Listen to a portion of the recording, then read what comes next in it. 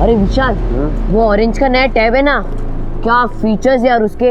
अच्छा ये बता, तू वीकेंड्स में कहाँ था? तुझे फोन कर करके ना मेरी उंगली घिस गई। किसी को पटा लिया है क्या? कुछ भी यार।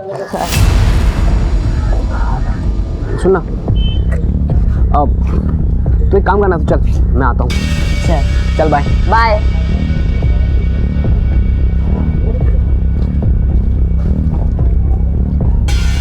क्या बेटा हीरो, खुद को बहुत बड़ा स्मार्ट समझ रहा है क्या? 6 इंस्टॉलमेंट बकाया है तेरी। वो मैं देता हूँ ना, कुछ अरेंजमेंट कर रहा हूँ।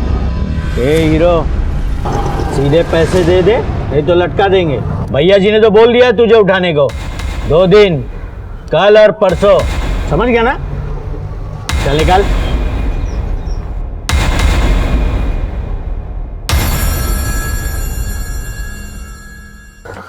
दद्दू, अरे मुझे आपसे कुछ बात करनी है। 1 मिनट, वो हो जाएगा, मैं कर दूंगा। जाओ बोल। दद्दू, मुझे कुछ पैसे चाहिए। पैसे? लो ना, ये लो, ये लो। दद्दू, एक्चुअली स्कूल में साइंस का प्रोजेक्ट है। अरे वाह, लंदन का। तो उसमें टीचर ने 2 लाख रुपए मांगे हैं। 2 लाख रुपया? इतना पैसा तो है नहीं मेरे पास। तो तुम एक काम करो ना, ये और 500 रुपए रखना। जा पिक्चर देख के आ। अरे जा, तुझे तो पिक्चर तो देख के आओ, जा जा।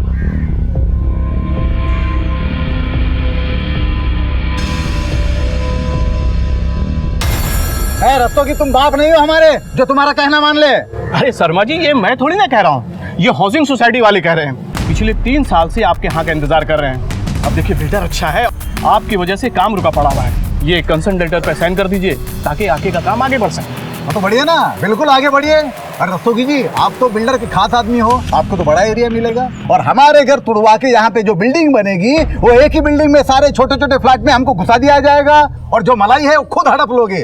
देखिए, धंधा हम भी अच्छे से जानते हैं, पहले भी कई बार बोल चुके हैं, आज फिर एक बार बोलते हैं। इस सोसाइटी में हमारे 2 घर हैं, एक हमारा, एक मनीष का। तो ये मकान तोड़वा के जो बिल्डिंग बनेगी, उसमें हमें 3 फ्लैट मिलने चाहिए।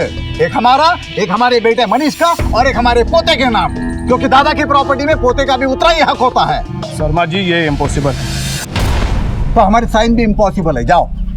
बहुत हो गया मनोहर साहब, रस्तोगी जी का ऑफर बहुत अच्छा है सबके लिए, मान जाइए वरना कोर्ट जाना पड़ेगा। तो जाओ ना। अरे धमकी किसे दे रहे हो? जाओ। अरे पापा मान जाइए ना। चुप कर रहे। तू क्या जानता है दुनियादारी क्या होती है? कहाँ साइन करना है? यही है ना, इसी पे साइन करवाना है ना। ये लो, हो गई साइन। हाँ, मकान दे रहे हैं हमें।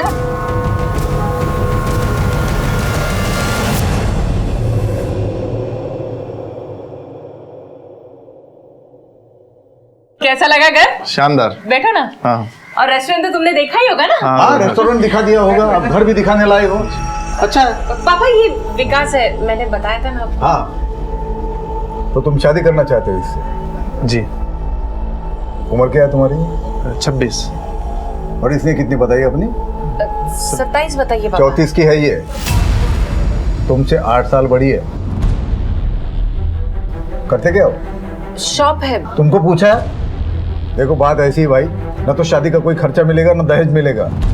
और ये जो रेस्टोरेंट की बात बता रही थी अभी, वो तो जब तक हम जिंदा है, उसमें से एक भी ढेला ना तो इसे मिलने वाला है, ना तो इसके भाई को मिलने वाला है। ये दोनों हमारे पास सैलरी पे है। पापा आप क्या कह रहे हैं? चुप कर। हम जानते हैं ऐसे मुखोरों को, ये तुमसे नहीं हमारे दौलत से रिश्ता जोड़ना चाहते हैं। तो तुमने मुझे मेरी बेइज्जती करने के लिए बुलाया यहाँ? कैसी बेइज्जती? बेइज्जती उसकी होती जिसकी कोई इज्जत हो। औकात क्या है तुम्हारी? निकलो यहाँ से, निकलो। विकास, विकास सुनो ना। विकास, विकास।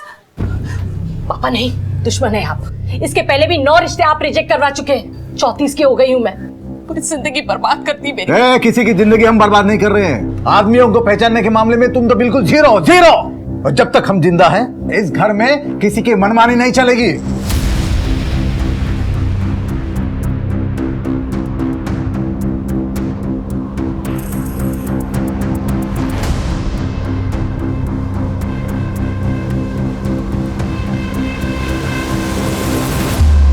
हाँ सही कहा तुमने, अब कोई रास्ता बचा ही नहीं है।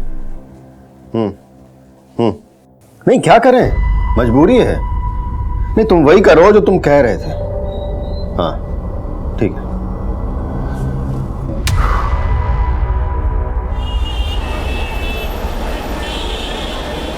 सेठ जी वो राशन वाला आया है और ये कुछ वाउचर भी साइन करवानी थी। हाँ अभी आता हूँ।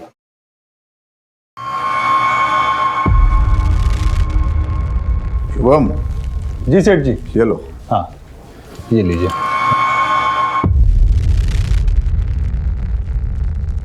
सामान जो है ध्यान से चेक करके लेना। अच्छा सेठ जी नमस्ते।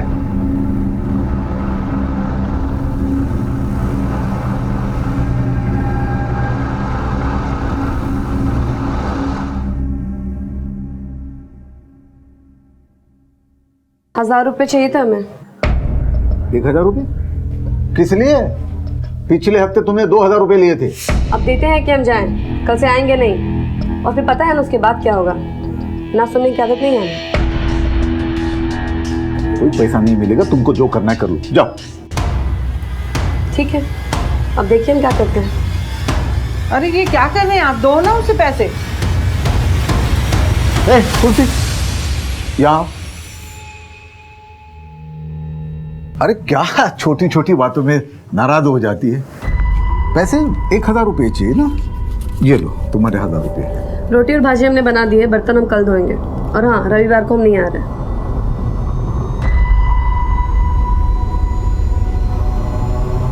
इस घर को और धंधे को संभालते संभालते थक गया हूं मैं।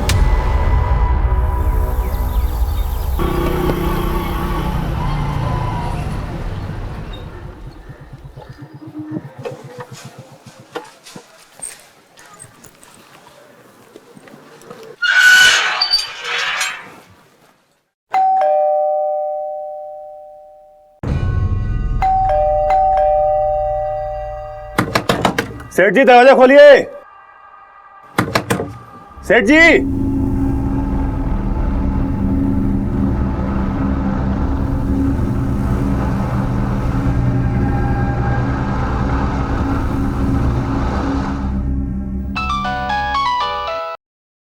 हाँ बोल शुभम। हाँ मनीष भैया, अरे वो हम सेठ जी को लेने के लिए आए थे, लेकिन कब से डोरबेल दबा रहे हैं, कोई दरवाजा ही नहीं खोल रहा है। क्या?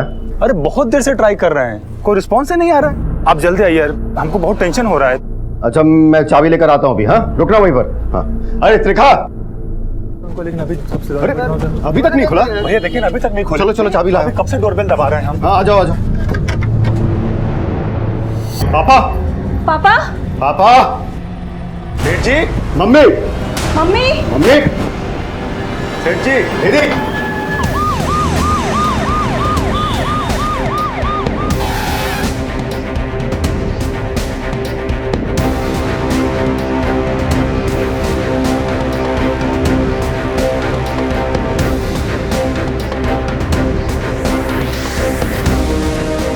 सर सभी मौत स्ट्रैंगुलेशन की वजह से हुई है।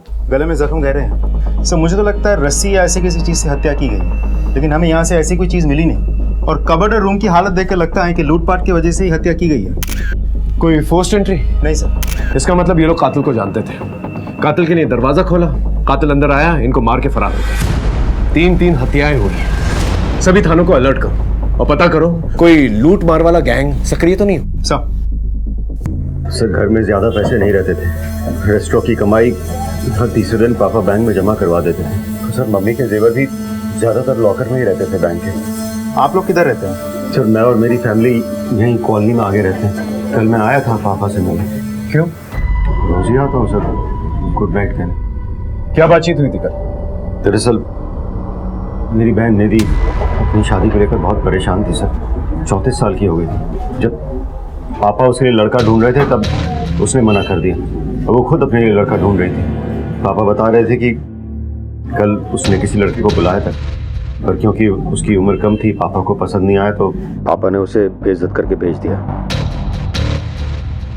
क्या नाम था उसका? मालूम नहीं। आप ये मेरी वाइफ। जी क्या नाम है आपका? जी मेरा नाम त्रिखा है। घर में और कौन कौन? जी मेरा बेटा विशाल है जो अभी स्कूल गया हुआ। घर में कोई नौकर चाकर है? जी हाँ, मेरी नौकरानी है, तुलसी नाम है उसका। रात में वो यहीं रहती है? जी नहीं, काम कर कर चली जाती है अपने घर। रोज सुबह 8 बजे आ जाती है, पता नहीं आज कहाँ रह गई। फोन भी नहीं आया उसका। साहब मैं कल रात को सेठ जी को मिला था। रोज आता हूँ वो वाउचर पे दस्तखत लेने के लिए। फिर आज सुबह क्यों आए? सुबह सेठ जी को मैं रेस्टोरेंट लेने के लिए आता हूँ। रेस्टोरेंट में किसी से कोई दुश्मनी? नहीं सर, ऐसा कुछ नहीं है। कल रात कितनी देर तक थे तुम यहाँ? साहब मैं तो बस वाउचर्स में साइन करा के निकल गया था। सर मुझे तो ये डकैती या हत्या का मामला लग रहा है। नहीं सिंह, मनोहर के बेटे का कहना है कि हर 2 दिन के अंदर वो बैंक में पैसे डिपॉजिट किया करता था और गहने जेवर तो तिजोरी में। चोरी सिर्फ एक बहाना है पुलिस को गुमराह करने का। असली मसला कुछ और है। हो सकता है सर। ये इनके यहाँ जो काम करती है तुलसी, उसे पूछताछ के लिए बुलाओ और निधि के कॉल रिकॉर्ड चेक करो। पता करो कौन सा आदमी है जिसे उसने घर पे बुलाया था। तो आपके कहने का मतलब है कि उसने अपनी बेइज्जती का बदला लिया। लेकिन सर अगर वो ऐसा करता भी है तो निधि को क्यों मारेगा? अभी फिलहाल कुछ कहा नहीं जा सकता। घर वालों के कॉल रिकॉर्ड चेक करो और आस पड़ोस में पूछताछ करो, शायद किसी ने कुछ देखा। सर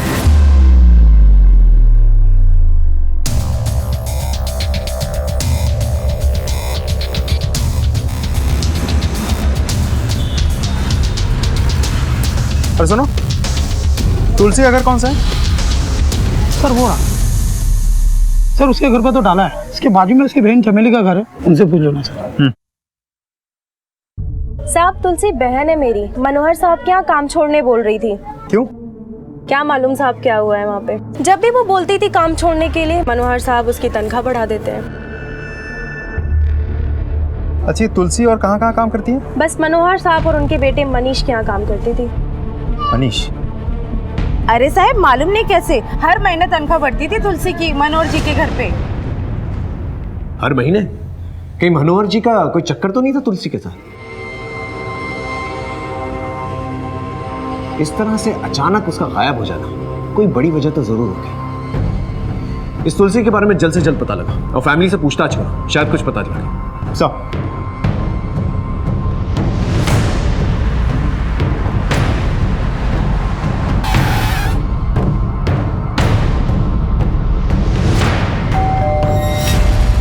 पापा कब कब तुलसी का पैसा बढ़ाते थे हमें मालूम नहीं सर। हमारे सामने तो नहीं बढ़ाया उन्होंने। ये मनोहर जी और तुलसी का कहीं कोई नहीं मैम, पापा ऐसे नहीं थे। ये तुलसी का स्वभाव कैसा था? सर एकदम अक्खड़, मर्जी की मालिक।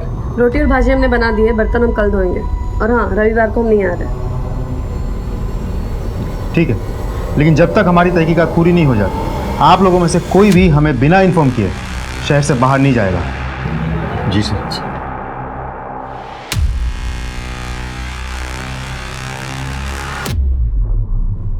इस तुलसी का कोई तो चक्कर है। इस औरत का कुछ पता चला? सर कांस्टेबल किशोर ने इन्फॉर्मेशन निकाली है। तुलसी को किसी ने मेरठ के बस पर चढ़ते हुए देखा है। मेरठ पुलिस को इन्फॉर्म करो। मुझे लग रहा है मनोहर और इस औरत का कोई तो चक्कर है, या फिर सीधे सीधे मार के चली गई और तिजोरी में जो मिला वो लेकर चली गई। लेकिन सर 3 लोगों का गला, वो भी एक औरत ने। जवान औरत कर सकती, या फिर किसी की मदद ली, कुछ भी पॉसिबल है। इस मनोहर शर्मा का बैंक अकाउंट किस बैंक में ये पता लगा, स्टेटमेंट निकालो। देखें तो सही कि हर 2 दिन में ये बैंक में पैसे डालता भी था या फिर बात कुछ और है। सर और सर ये निधि के कॉल रिकॉर्ड उस शाम को इसके बाद किसी विकास सरीन से हो रही थी। इनफैक्ट पहले भी बहुत बातें हो चुकी हैं। पता निकलवा लिया इसका, बुलवा भी लिया। गुड। निधि शर्मा को कब से जानते हो? सर 1 महीने से रिलेशनशिप में है मैं और निधि। कहाँ मिली? इंटरनेट पे। उम्र में तुझसे बड़ी है, पैसा देके उसके पीछे पड़ा। सर कैसे बात कर रहे हैं, वो अच्छी लड़की है। देख होशियारी मत कर, है नहीं थी, मर चुकी है वो। ये मुझे नहीं मालूम है सर। ये तो मालूम है ना, उसके बाप का रेस्टोरेंट। पहले नहीं पता था, बाद में मालूम हुआ सर। और निधि ने मुझे खुद प्रपोज किया था सर। अपने पापा से भी उसी ने बात करी थी। मैं जब उस दिन उसके घर गया, उस बुढ़े ने निधि के पापा ने सर मेरी इज्जत उतार ली। मैं मानता हूँ सर कि मन में थोड़ा लालच था कि मैं भी बड़े घर का दामाद बनूं। और दामाद बन नहीं पाया तो सबको मार के बदला ले लिए। उस रात को कहाँ था तू? सर यहीं था, बस्ती में ही था। लॉकअप में मत करो सर। लेके जाओ। सर मैंने कुछ नहीं किया, आप पता करवा लीजिए, मैं बस्ती में ही था। सर पता करो ये सच बोल रहा है कि नहीं, और मनोहर का बैकग्राउंड चेक करो। अगर एक सड़क चलता आदमी उसकी लड़की के जरिए उसे टारगेट कर सकता है तो कुछ और लोग भी हो सकते हैं। चलो। कहाँ था तू इतने दिनों से? कितने दिनों से फोन ट्राई कर, फोन क्यों नहीं उठाता तू? झुमके मेरे लिए अपने ब्याह के दिन पहनूंगी। चल बता कब रचा रहा है ब्याह, और ज्यादा टाल मटोल मत करना। कैसी लग रही हूँ मैं?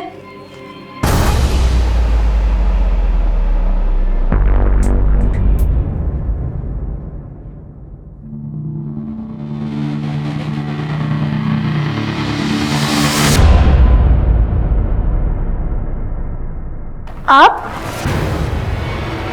इतनी रात को कहाँ से आ रहे हैं? अब मैं पुलिस स्टेशन गया था। क्या हुआ? ऐसे ही कुछ पूछताछ करनी थी। सोचा तुम रात हो तो फिर टेंशन मत लो, सोचा।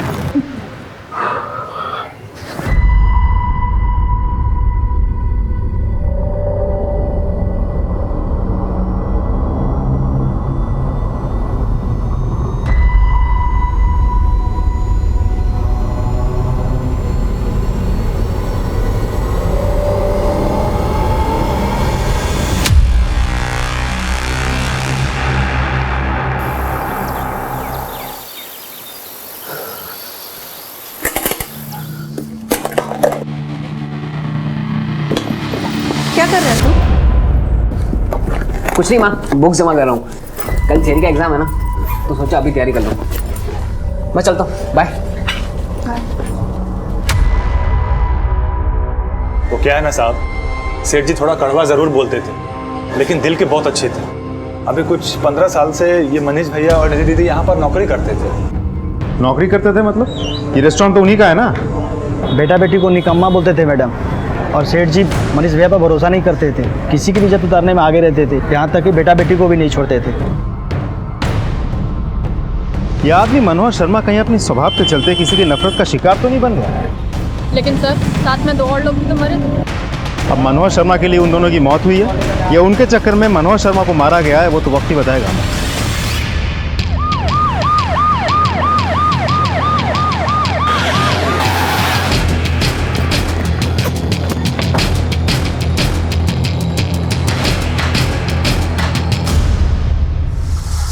ये देखिए, बहुत ही बेरहमी से गला दबाया गया है। लेकिन सर इतनी बेरहमी से कान क्यों काटे होंगे? हो सकता है कान के जेवर निकालने के लिए। सर ये फोन मिला है, लगता है इस लड़की का है। इस नंबर को CDR में भेजो, सारे डिटेल्स निकालो।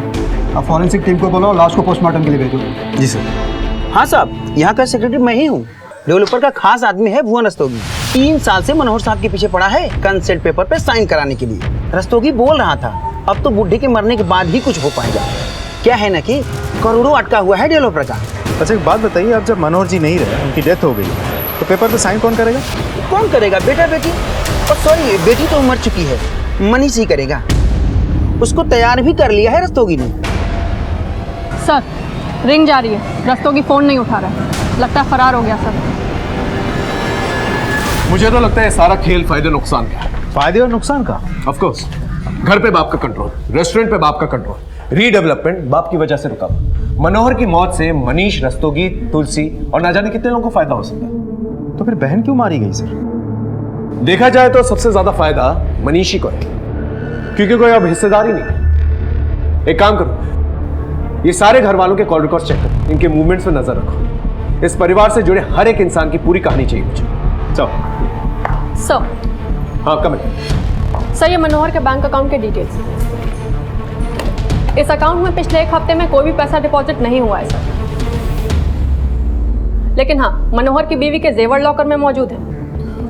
हो सकता है मनीष को इस बात का पता ना हो, या फिर पैसों को लेके हमसे कुछ छुपा रहा हो। Sir by the way, Manish का भी एक सेविंग अकाउंट इस बैंक में है। उसके अकाउंट के ट्रांजैक्शन पर नजर रखो। मुझे पूरा अंदेशा है कोई ना कोई हरकत जरूर होगी।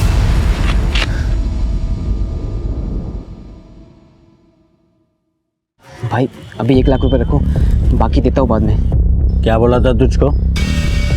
प्लीज भाई, अभी मैं इतना ही निकाल पाया, मैं खुद करता हूँ कुछ अरेंजमेंट। 2 दिन है तेरे पास, समझा ना? जैसे तीनों मरे ना घर पे तेरे, वैसे तुझे भी। चल निकल निकल निकल।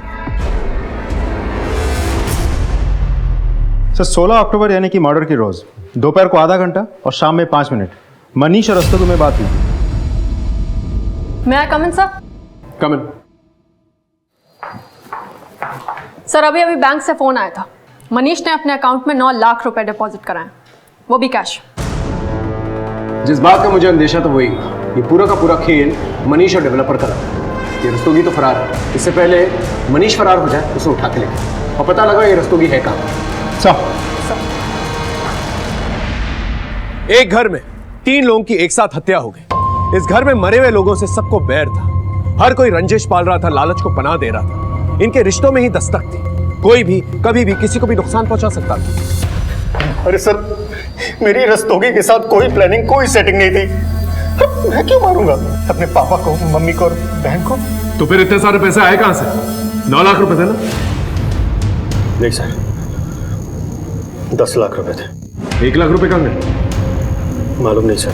वो 1 लाख रुपए की तूने सुपारी दी थी ना अपने माँ बाप अपनी बहन को मारने के लिए, क्योंकि उनको मार के सबसे ज्यादा फायदा तुझे ही है। रीडेवलपमेंट, रेस्टोरेंट और घर सब कुछ तेरे नाम पर हो जाएगा। तेरी मनमानी चलेगी, है ना?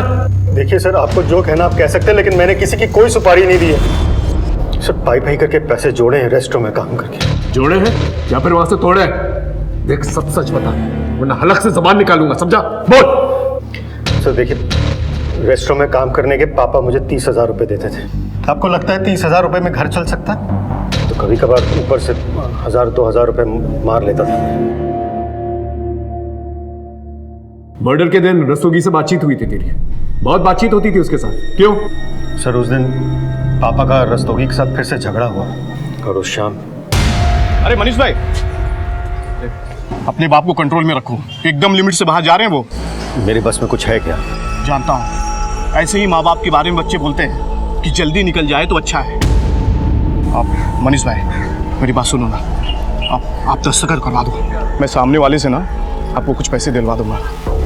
कितने? डेवलपर दरिया दिल आदमी है, उसको बोलकर ना 10 लाख रुपया दिलवा दूंगा। 2 लाख पेशगी, बाकी 8 लाख काम होने के बाद। देखो, मेरा बाप दस्तखत तो नहीं करेगा, कोई दूसरा रास्ता है तो बताओ। एक रास्ता है, लेकिन वो रास्ता डेंजर है। बोलो, समझो आपके ही साइन से काम चल जाएगा। क्या जुगाड़? मालूम नहीं सर। ठीक। सर, मेरा इसमें कोई हाथ नहीं सर। आप मुझे इस तरह यहाँ पर क्यों बांध कर रखे हुए? हमें भी नहीं मालूम। Sir please sir.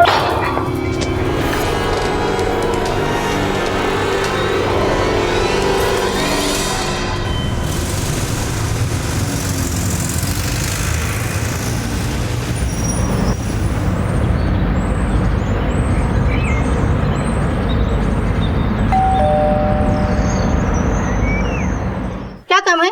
मैडम आपका पार्सल। नहीं, हमें कोई पार्सल नहीं चाहिए। जिसे पार्सल चाहिए वो अंदर है।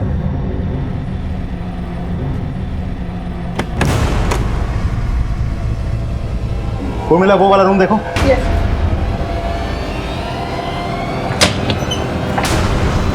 हो गया, चले?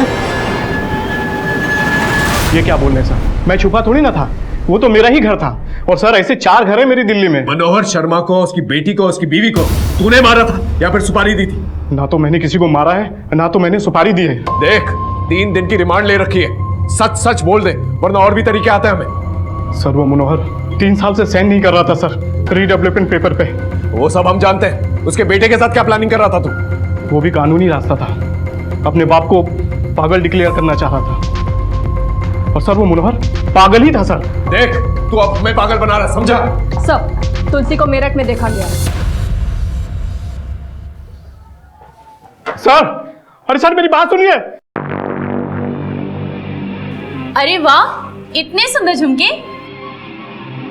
मुझे तुमसे एक बात कहनी है। मैं तुम्हारे बच्चे की माँ बनने वाली हूँ, तो अब ये शादी ना करने का कोई बहाना नहीं चलेगा।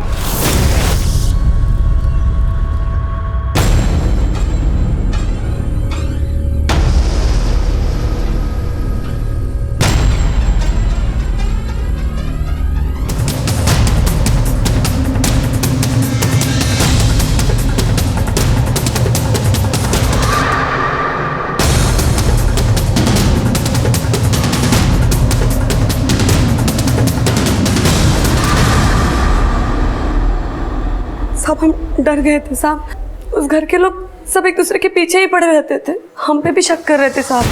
हमारा तो झगड़ा भी हुआ था मनोहर साहब से, इसीलिए भागे थे साहब हम। झगड़ा क्यों? सब वो है ना मनोहर साहब, वो सबसे झगड़ते थे साहब। फिर काम क्यों करती थी वहां? पति की तनख्वाह क्यों बढ़ाता? क्या तू बढ़वाती? क्या चक्कर था? मैंने पूछा चक्कर क्या है? बोलेगी या इनसे बुलवाओ? बोल। सब कुछ चक्कर नहीं था हमारा। उस घर में हमारी इज्जत लुटी गई थी।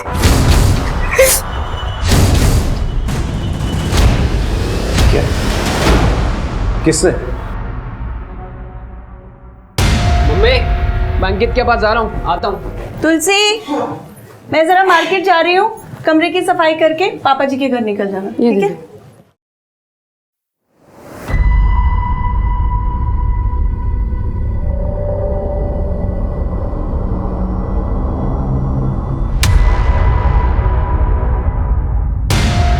ये बात मैंने पापा जी को बता दी। ये मेरी औलाद है या पिछले जन्म का दुश्मन? ये औरत अगर बाहर चली गई, बात बाहर फैली तो इज्जत किसकी उछलेगी? हमारी, क्योंकि तेरी तो कोई इज्जत है ही नहीं रे। बस आप इस बात को यही रफा दफा कर दो। ऐसे कैसे इस बात को यही रफा दफा कर दे पापा जी? इज्जत तो हमारी लुटी गई है यहाँ पे। इंसाफ अब आपको दिलाना होगा।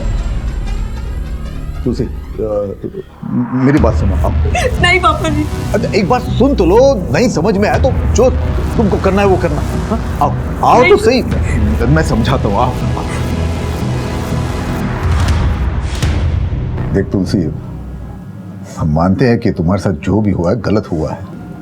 तो तुलसी, ये मर्द जो है ना कुत्ता होता है, बिल्कुल कुत्ता। मारा उसको, तुम्हारे सामने थप्पड़ मार दिए। तुलसी ये रखो, ये कुछ पैसे रखो, तुम्हें हमारी कसम है, पकड़ो पकड़ो, और देंगे हम। तुम चाहोगी उतना, पर आज के बाद तुम हमारे घर काम करोगी, पर कहीं और काम नहीं करना है। मुंह है तो बात कहीं ना कहीं कभी ना कभी मुंह से निकल जाती है ना। लेकिन अगर ये बात बाहर किसी को मालूम पड़ी तो मनीष का तो जो होना है वो होगा ही, पर तुम्हारी इज्जत भी जाएगी। तुम्हारे साथ जो हुआ वो अपराध था। तुमने पुलिस में कंप्लेंट क्यों नहीं की? साहब, हमें अपनी बात में फंसा लिया था पापा जी ने, अपनी इज्जत की दुआई देके। तुम्हें क्या लगता है ये मनीष ने अपने माँ बाप और अपनी बहन को मारा है? पता नहीं साहब, उस घर में सब एक जैसे हैं, बच्चा हो या बड़ा। मतलब? वो मनीष का बेटा विशाल, पापा जी सबसे ज्यादा उसे ही मानते थे और वो पापा जी से हमेशा पैसे मांगते रहता था और पापा जी उस पे हजारों लुटाते थे साहब। इतने पैसों को करता क्या था? पता नहीं साहब, स्कूल में है मगर बड़ों वाली सारी बुरी हरकतें हैं उसमें, और एक नंबर का बिगड़ैल है सर। और एक बार तो साहब से उसने 2 लाख रुपए मांगे। टीचर ने 2 लाख रुपए मांगे। उर्मिला, इनका स्टेटमेंट लो और इस मनीष के खिलाफ रेप का केस दर्ज करो। सर मुझे समझ में नहीं आ रहा, इतने कम उम्र के लड़कों को इतने पैसों की क्या जरूरत आन पड़ी? ड्रग्स वग्स का तो कोई चक्कर नहीं है। सर कहीं ऐसा तो नहीं कि विशाल ने अपने दादाजी से पैसे मांगे हो, दादाजी ने पैसे देने से इनकार कर दिया तो उसने दादाजी को मार दिया? ये बात तो विशाल ही बेहतर बता सकता। उसे उठवाओ। सर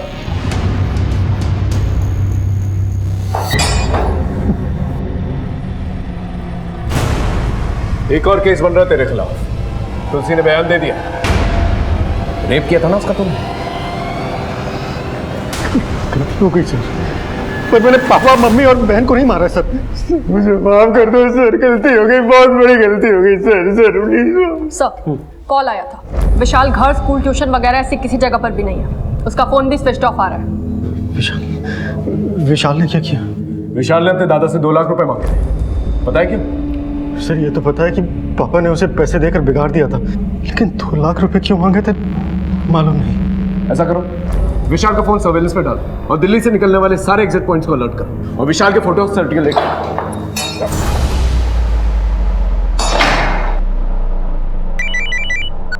हाँ सिंह बोलो। सर अपना खबरी चंदू बता रहा है कि निधि और शुभम के बीच कुछ तो चल रहा था, दोनों को कई बार एक साथ देखा गया है। इस शुभम से पूछताछ करो, पता करो मामला क्या है। ऐसा कोई मामला नहीं था साहब। दरअसल निधि दीदी अपने पिता और भाई के स्वभाव से परेशान रहती थी, इसलिए वो हमसे बात करके अपना दिल हल्का करती थी।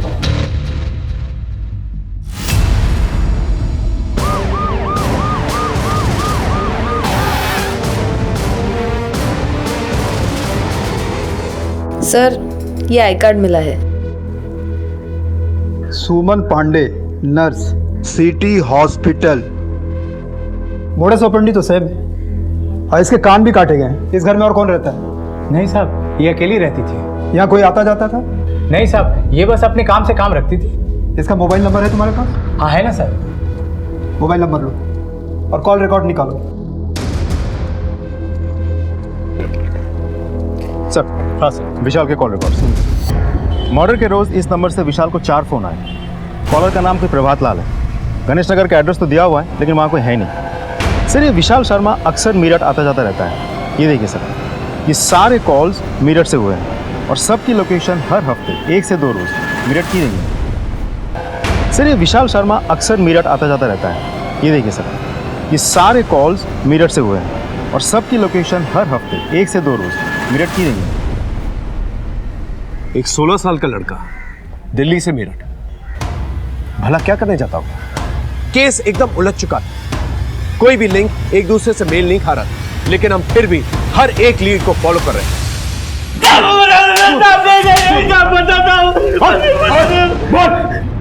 साहब, वो मैं विशाल को लड़कियां सप्लाई करता था साहब। लड़कियां? कब से? साल भर से। यहाँ दिल्ली में? नहीं साहब, विशाल हफ्ते के हफ्ते मेरठ ही आता था साहब। शुरू में बराबर पैसा देता था, बाद में उधारी पे आ गया साहब। 2 लाख रुपया बकाया था, इसीलिए 16 तारीख को मैंने उसको फोन किया था। लड़कियां पैसा मांग रही थी साहब। परसों उसने 1 लाख रुपया लाके दिया और बोला 2 दिन में देता हूँ, फिर फरार हो गया साहब। हम लोग भी उसी को ढूंढ रहे हैं साहब। परसों मिला था तुझे? सर, विशाल मेरठ में एसपी रोड पे अपने दोस्त के घर में। मेरठ पुलिस को अलर्ट कर। साहब।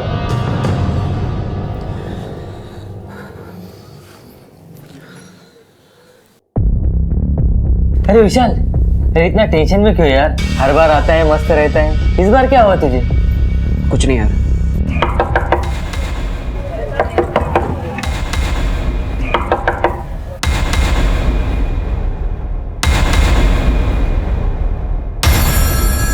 क्या हुआ सर?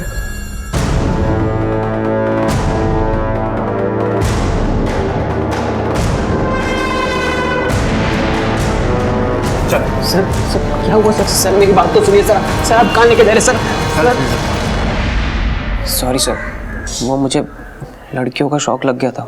तेरे शौक के बारे में तेरे मम्मी पापा को पता? नहीं सर, मम्मी पापा को मत बताना सर, प्लीज सर, उन्हें मत बताना सर। अपने दादा दादी और बुआ को कैसे पता? दादा दादी और बुआ को नहीं मारा मैंने सर। फिर वो 1 लाख रुपए कहाँ से आए जो तूने परसों चुकता किए?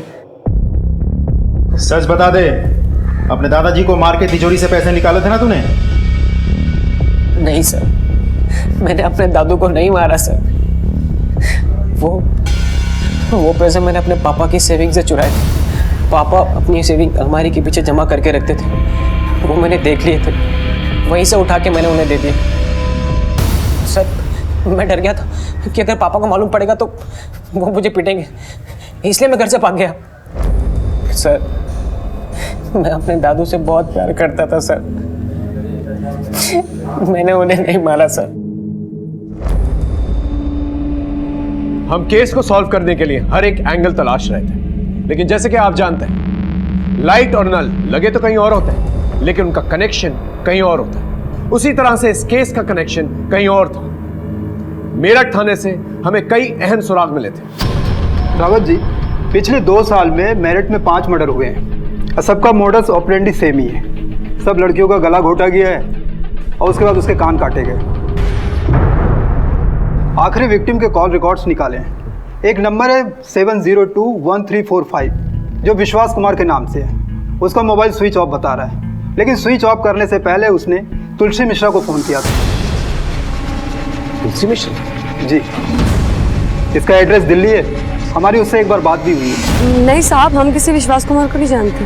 देखो सच सच बता दो, विश्वास पर मर्डर का केस चल रहा है। उसने तुमको फ़ोन किया था, ये रिकॉर्ड है मेरे पास। नहीं साहब, आपको कोई गलतफहमी हुई है, हम नहीं जानते किसी विश्वास कुमार को।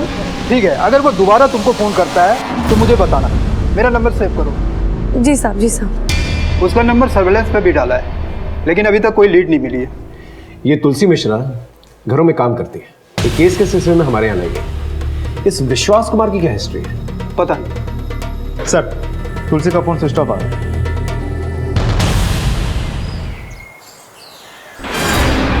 चलिए दूर हटिए आप लोग।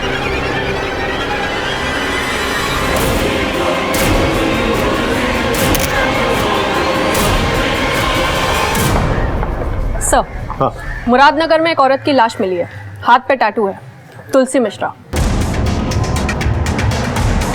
कोई विशाल ही विश्वास कुमार तो नहीं है? वो भी तो मेरठ जाता था।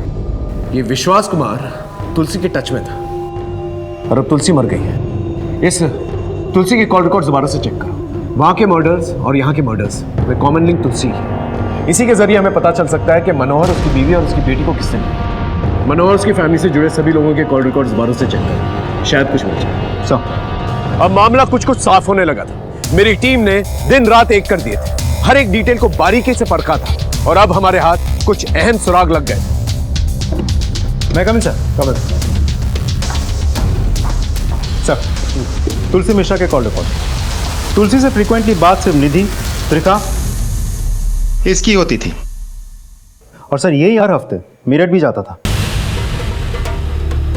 देर आए दुरुस्त आए।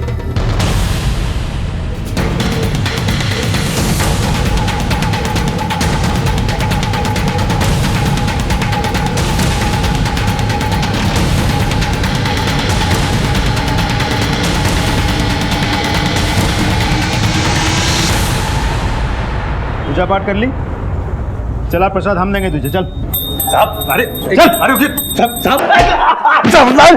सब मत मरो, सब मत मरो, सब बस करो। बस अब सच सच बता, बोल। बताता हूँ साहब।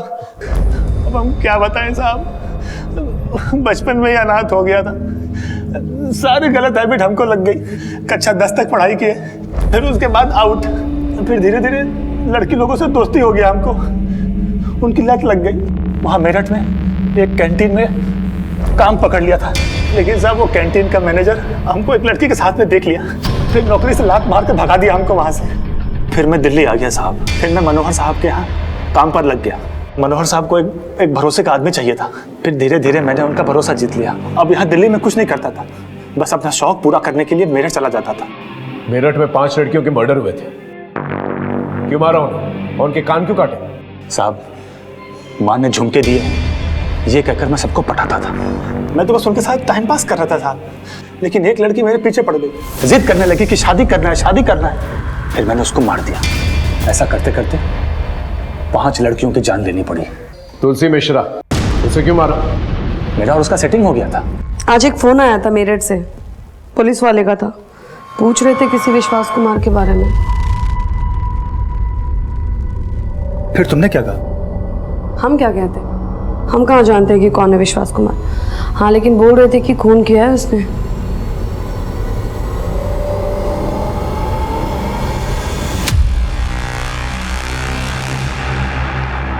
वो लोग जिस नंबर की बात कर रहे हैं वो नंबर तुम्हारा है ना?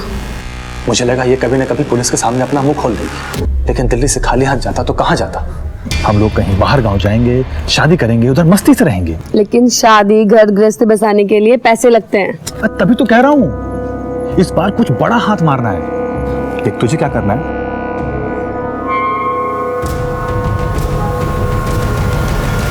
लेकिन हमारी एक शर्त है, कोई खून खराबा नहीं। प्रॉमिस। ये ले उस घर की डुप्लीकेट चाबी, लेकिन जो हमने कहा था याद है ना? हाँ टेंशन मत ले।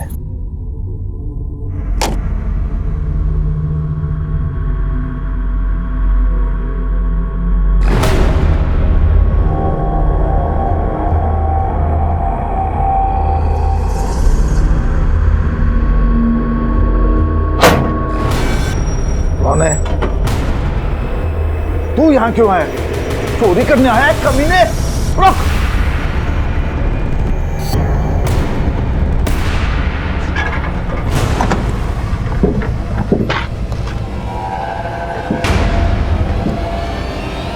कैसे?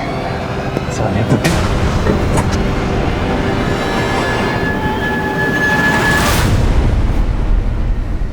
फिर तुलसी गायब हो गई और जब आप उसको ढूंढ करके लाए उसके बाद हम तुलसी को मिले थे। तूने कहा था कि कोई खून खराबा नहीं होगा, तीनों को मार दिया तुमने। अरे बाबा वो एक्सीडेंट था, गलती से मर गए। गलती तुमसे नहीं हमसे हुई है और अब हम सुधारेंगे अपनी गलती। हम सब बताएंगे तुम्हारे बारे में पुलिस को, तू बस देख। अब तुलसी मेरी बात सुन।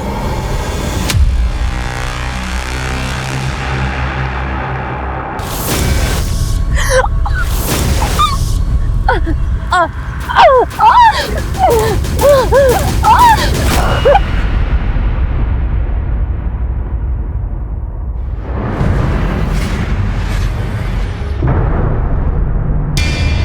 क्या करते साहब, कोई ऑप्शन नहीं बचा था। हमारे पास ऑप्शन है, फांसी का फंदा। साहब साहब, देखा आपने इस केस में कितनी दस्तकें थी। मनोहर ने अपने बेटे से ज्यादा शुभम पर भरोसा किया। वो अपने पोते को हजारों रुपए देता रहा बिना ये जाने कि उन पैसों का करता क्या है। मनीष ने अपने बाप की दौलत ही नहीं लूटी बल्कि तुलसी की इज्जत भी लूटी। लेकिन तुलसी ने अपने पर हुए इस दुष्कर्म को छुपा के रखा। यहां तक कि जब शुभम के बारे में पुलिस ने पूछताछ भी की, तुलसी ने इस दस्तक को अनसुना कर दिया। त्रिखा ने अपने मुजरिम पति को पनाह दी, उसी गलती पे पर्दा डाला और यही सेम गलती मनोहर ने फिर से दोहराई। लोग गलतियों पे गलतियां करते चले गए, दस्तकें इग्नोर करते चले गए और नतीजा आपसी रंजिश का किसी और ने फायदा उठाया। निधि और निधि की मां बेमौत मारे। कभी भी कोई अनजान इंसान से दोस्ती करने से पहले उसे जान लेना बहुत जरूरी है। ये गलती कभी भी जानलेवा साबित हो सकती है। फिर मिलेंगे एक नए एपिसोड के साथ। तब तक देखते रहिए क्राइम पेट्रोल दस्तक। मकसद बताना नहीं, बचाना है।